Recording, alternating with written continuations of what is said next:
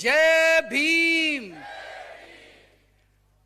मंच पे आसीन मेरे कैबिनेट कुलीग सौरभ भारद्वाज जी, दिल्ली की महापौर शैली ओबेरॉय जी, उप महापौर आले मोहम्मद इकबाल जी, दिल्ली नगर निगम के कमिश्नर साहब ज्ञानेश भारती जी,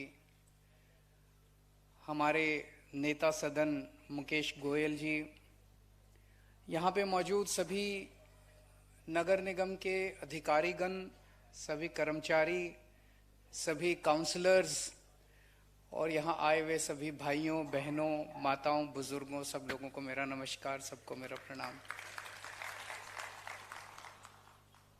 आज हम बाबा साहब अंबेडकर का जन्म दिवस मनाने के लिए एकत्रित हुए हैं। भारत ने बहुत बड़े बड़े लोगों को जन्म दिया, लेकिन मैं समझता हूं कि बाबा साहब अंबेडकर शायद हमारे भारत इतिहास का सबसे बड़ा चमकता सितारा है। उनके जीवन को आप जितना पढ़ो उतना लगता है कि यार ये कैसे हो सकता है, ऐसा आदमी कैसे हो सकता है जो आदमी एक मामूली से मध्य प्रदेश के गांव में इतनी गरीबी में इतने छुआछूत से निकल के भारत का लॉ मिनिस्टर बनता है और दुनिया का सबसे बेहतरीन संविधान लिखता है। ये सफर कोई आदमी कैसे तय कर सकता है? और उनके जीवन के संघर्ष को मैं जितनी बार पढ़ता हूं उतना मुझे यकीन नहीं होता कि ऐसा व्यक्ति भी कभी इस देश के अंदर पैदा हुआ था और उसने इतना कुछ हासिल किया। एक गरीब परिवार में पैदा हुए, बहुत गरीब था उनका परिवार, घर में खाने को नहीं थे, कई बहन भाई थे और छुआछूत इतनी ज्यादा थी उन दिनों में कि स्कूल में जाते थे अपना टाट लेके क्लास के बाहर बिठा दिया जाता था, बाकी बच्चों के साथ नहीं बैठने दिया जाता था, क्लास के बाहर बिठा देते थे। अब टीचर अंदर पढ़ा रहा है, वो क्लास के बाहर बैठे हैं, क्लास के बाहर कितना सुन रहा है कितना नहीं सुन रहा। मैं समझता हूं आज का अगर माहौल होता तो माँ बाप कहते यार छोड़ पढ़ाई, कुछ काम धंधे में लग जा, बेकार में अपना टाइम क्यों खराब कर रहा है कि नहीं है। क्लास के बाहर बिठा देते, पानी पीना होता तो वो चपरासी ऊपर से यूं ग्लास डाल के उनको पानी पिलाता था। और उन्होंने कहीं लिखा हुआ है कि जिस दिन चपरासी नहीं आता था उस दिन पानी नहीं मिलता था। नो पियन नो वाटर, वो भी उन्होंने अपना एक चैप्टर लिखा हुआ है कि नो पियन नो वाटर। जिस दिन चपरासी नहीं आता था उस दिन पानी नहीं मिलता था पीने को। पर वो पढ़ाई करते गए। मैं तो ताज्जुब होता है कि वो एक क्लास नहीं तो अगर ऑर्डिनरी कोई आदमी होता तो वो तो पढ़ाई छोड़ छाड़ के और अपना किसी काम धंधे में लग जाता। और वहां से फिर वो बॉम्बे गए, बॉम्बे में एल्फिंस्टन स्कूल में गए, फिर कॉलेज में गए और 1913 में कोलंबिया यूनिवर्सिटी पहुंच गए। कोलंबिया यूनिवर्सिटी, मुझे नहीं पता अभी इस हॉल के अंदर कितने लोगों को पता है कि अमेरिका के अंदर एक बहुत बड़ी यूनिवर्सिटी है कोलंबिया यूनिवर्सिटी। आज के जमाने में तो इंटरनेट है, आप अभी गूगल मारोगे तो आपको पता चल जाएगा कि कोई कोलंबिया यूनिवर्सिटी भी है। उस जमाने में 1913 में मध्य प्रदेश के छोटे से गांव के गरीब लड़के को पता कैसे चला कि कोई कोलंबिया यूनिवर्सिटी है? उनको फॉर्म कहां से मिला? मैं तो यही ताज्जुब करता हूं, उनको फॉर्म किसने दे दिया? कहां से मंगाया उन्होंने फॉर्म? सोच के देखो आप।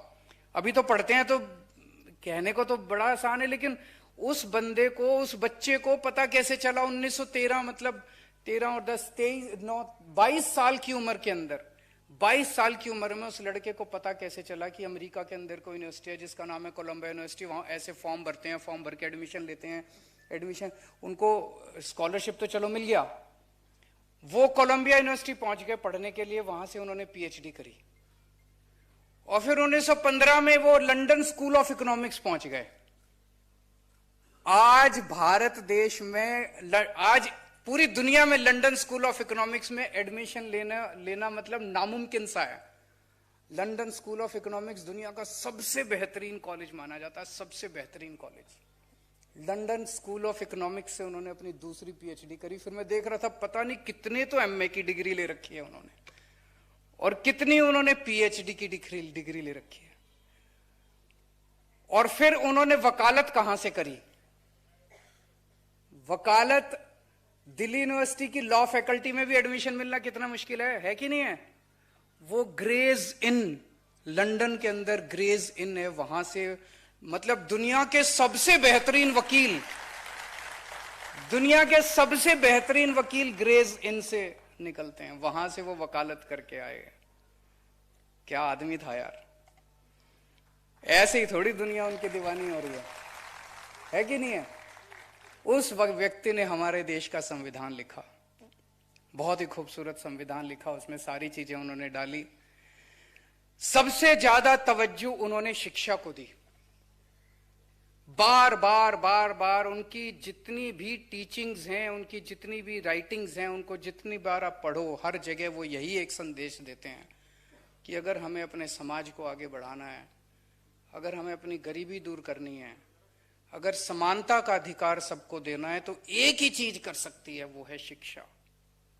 अगर हमने अपने बच्चों को सबको शिक्षित कर दिया, तभी गरीबी दूर हो सकती है, तभी सबको समानता का अधिकार मिल सकता है। नहीं तो बातें तो बहुत कर सकते हैं लोग, बातें बहुत होती हैं, लेकिन असली शिक्षा ये। और जब से मैं राजनीति में आया हूं, दिल्ली के अंदर हमने सरकार संभाली है, ये चीज मैंने भी महसूस करी है कि शिक्षा किसी भी परिवार को पूरी तरह से बदलने के लिए कितना बड़ा रोल अदा करती है। हमारे पास दिल्ली सरकार में इतने उदाहरण हैं, इतने उदाहरण हैं। दिल्ली सरकार के सरकारी स्कूलों का पहले बहुत बुरा हाल था, बहुत ज्यादा। राजनीति में आने के पहले मैं एनजीओ चलाया करता था, सुंदर नगरी की झुग्गियों के अंदर हम लोग काम किया करते थे, मैं और मनीष सिसोदिया जी। वहां हम देखते थे सरकारी स्कूलों का इतना ज्यादा बुरा हाल होता था। एक गरीब आदमी अपने बच्चे को भेजता था, साल 2 साल भेजने के बाद देखता था यार पढ़ाई लिखाई तो कुछ है नहीं, टाइम बर्बाद कर रहा है, उसको कहता था धंधे में लग जा, कभी चाय की दुकान पे लग जा, कभी कहीं लग जा, कभी कहीं लग जा, कोई इधर उधर धंधे पे लगा देते थे अपने बच्चों को। लेकिन अब शिक्षा की पूरा का पूरा दिल्ली सरकार के स्कूलों में शिक्षा का स्तर सुधरा है। अब दिल्ली सरकार के स्कूलों के बच्चों को जब हम देखते हैं, कोई बच्चा इंजीनियर बन रहा है, जैसे एक बच्चा है उसके पिताजी प्लम्बर हैं, 12,000 रुपए महीना कमाते हैं उसके पिताजी। उनका बेटा आईआईटी रुड़की में कंप्यूटर इंजीनियर में उसका दाखला हो गया। आईआईटी रुड़की में कंप्यूटर इंजीनियरिंग में अगर उसका दाखला हो गया, जब वो बच्चा 4 साल के बाद अपनी इंजीनियरिंग करके निकलेगा, उसकी स्टार्टिंग तनख्वाह 3 लाख रुपए महीना होगी। स्टार्टिंग सैलरी 3 लाख रुपए महीना होगी। एक परिवार तो सुधर गया। अब आप सोचो कि अगर हर परिवार के हर बच्चे को हम अच्छी शिक्षा दे दें, किसी को डॉक्टर बना दें, किसी को इंजीनियर बना दें, किसी को, और ये भी नहीं, नौकरी भी नहीं, अब हम उनको बिजनेस करना सिखा रहे हैं स्कूलों के अंदर, बिजनेस करना सिखा दें, देश से गरीबी दूर हो जाएगी। तो मैं जब भी कहीं जाता हूं, मैं किसी को ये नहीं कहता मैं तुम्हारी गरीबी दूर कर दूंगा, मैं सबको ये कहता हूं मैं तुम्हारे बच्चों को पढ़ा दूंगा, तुम्हारे बच्चे तुम्हारी गरीबी दूर कर देंगे। मैं क्या दे दूंगा आपको? लाख रुपए दे दूंगा, 2 लाख रुपए दे दूंगा, 10 लाख रुपए दे दूंगा। अभी कितने दिन चलेंगे 10 लाख रुपए भी? आज नहीं तो कल, कल नहीं तो परसों पैसे खत्म, उसके बाद फिर वही गरीबी। लेकिन अगर मैंने आपके बच्चों को पढ़ा दिया, पूरी जिंदगी आपका परिवार जो है वो गरीबी से बाहर आ जाएगा। तो शिक्षा सबसे जरूरी है। वो उस व्यक्ति ने उस देश की गरीबी की और असमानता की चाबी ढूंढ ली थी, बाबा साहब अम्बेडकर ने। उन्हीं के नक्शे कदम पे चल रहे हैं। पहले दिल्ली सरकार के स्कूल ठीक करे, अब दिल्ली के लोगों का प्यार था, विश्वास था कि उन्होंने हमें नगर निगम की भी जिम्मेदारी दी है, अब नगर निगम के भी स्कूल ठीक करने अपने को, सारे नगर निगम के भी स्कूलों को अच्छा करेंगे। एक चीज मैंने देखी है, नगर निगम जो है वो आम आदमी की जिंदगी के हर छोटे से छोटे पहलू को टच करता है। तो दिल्ली सरकार से भी ज्यादा नगर निगम जो है वो लोगों की जिंदगी को छूता है। अब नगर निगम की जिम्मेदारी लोगों ने दी है, तो बहुत सारे काम करने हैं अपने को, लेकिन सबसे बड़ा काम करना है सफाई का। दिल्ली को साफ करना है, दिल्ली को चमकाना है, और वो सबको साथ लेके करना है। एक पॉजिटिव एटमॉस्फेयर क्रिएट करना है अपने को, नेगेटिविटी खत्म करनी है। पहले जो अभी मौजूद कर्मचारी आप देखना, इन्हीं कर्मचारी, यही कर्मचारी आपको साल 2 साल के अंदर जादू करके दिखाएंगे, कमाल करके, मैजिक करके दिखाएंगे यही लोग। दिल्ली सरकार के अंदर मेरे को याद है जब हम लोग उसमें एनजीओ में काम किया करते थे, झुग्गियों में काम करते थे, तो सारे गालियां देते थे दिल्ली सरकार के टीचर्स को। अरे पढ़ाती नहीं है टीचर्स, आती नहीं है, आती हैं तो पेड़ के नीचे बैठ के स्वेटर बुनती रहती हैं, ये कहते थे ना, ये आम सुनने को मिलता था। यही 60,000 टीचर्स, दिल्ली सरकार के टीचर्स, किसी को नहीं बदला हमने आने के बाद, इन्होंने दिल्ली के अंदर शिक्षा क्रांति करके दिखा दी, कमाल करके दिखा दिया इन्हीं टीचर्स ने। ऐसा गजब का कमाल किया, रिजल्ट भी अच्छे आने लग गए, बच्चों के कैरियर भी। आज मैंने बहुत इंटरेक्शन किए दिल्ली सरकार के सरकारी स्कूलों के बच्चों के साथ। जब मैं बच्चों से बात करता हूं ना, बच्चे स्कूल की तो तारीफ करते ही हैं, स्कूलों के अंदर इंफ्रास्ट्रक्चर बहुत अच्छा बना दिया, ये अच्छा कर दिया जी आपने, स्कूल की बिल्डिंग अच्छी। सबसे ज्यादा तारीफ दिल्ली सरकार के स्कूलों के बच्चे अपने टीचर्स की करते हैं। हमारी वो टीचर बड़ी अच्छी है सर, अपने टीचर्स की करते हैं।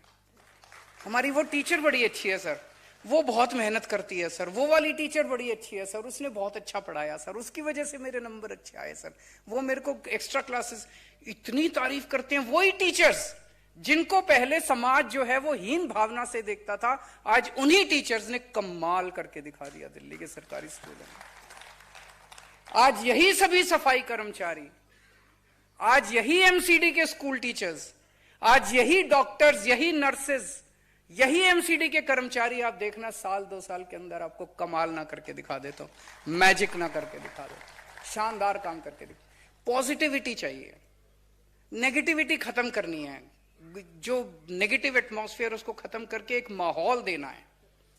अंत पंत में तो सब इंसान है ना, हर इंसान के यहां दिल धड़कता है। हर इंसान क्या चाहता है अपनी जिंदगी में? पैसा नहीं चाहता। ऐसे बहुत कम लोग हैं, 1% 2% लोग हैं जो जिनकी विकृत मानसिकता है, जो वैसा पैसा पैसा पैसा। आम आदमी चाहता है अपनी जिंदगी के अंदर सुकून चाहता है, आत्मा की शांति चाहता है। और आत्मा की शांति किससे मिलती है? अच्छे काम से मिलती है। अगर आपको अच्छा काम करने को मिल जाए, इससे बड़ी भगवान आपको कुछ दे नहीं सकता। अगर आपको ऐसा काम मिल जाए जिस काम के अंदर आपको जॉब सेटिस्फेक्शन मिलने लगे, वो माहौल अपने को क्रिएट करना है।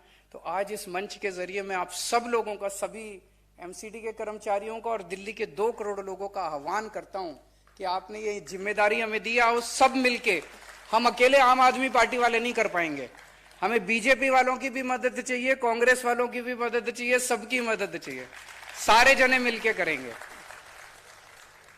और सबको साथ लेने के लिए एक हेल्दी कंपटीशन भी शुरू करेंगे। सौरभ भारद्वाज जी ने मुझे प्रस्ताव भेजा है कि हमें साल में एक मॉडल आरडब्ल्यू अवार्ड स्थापित करना चाहिए। जो आरडब्ल्यू अच्छा काम कर रही हैं, सारी आरडब्ल्यूएस के बीच में कंपटीशन कराया जाए और एक मॉडल आरडब्ल्यू, एक बेस्ट पार्क का अवार्ड होना चाहिए। जो पार्क सबसे अच्छा, जो मेंटेन सबसे अच्छा, वो उसका पार्क का अवार्ड। बेस्ट सफाई कर्मचारी का अवार्ड, हर वार्ड में, अलग अलग वार्ड में, हर वार्ड में एक बेस्ट सफाई कर्मचारी, एक बेस्ट सैनिटरी इंस्पेक्टर और एक बेस्ट एएसआई का अवार्ड होना चाहिए। इस तरह के कई सारे अवार्ड्स इंस्टीट्यूट किए जाएंगे। आज मुझे बेहद खुशी है, मेरा पहला आज विजिट है सिविक सेंटर में। आज आप सब लोगों के बीच में आके मुझे बहुत खुशी हो रही है। अब आना जाना लगा रहा करेगा। Thank you so much.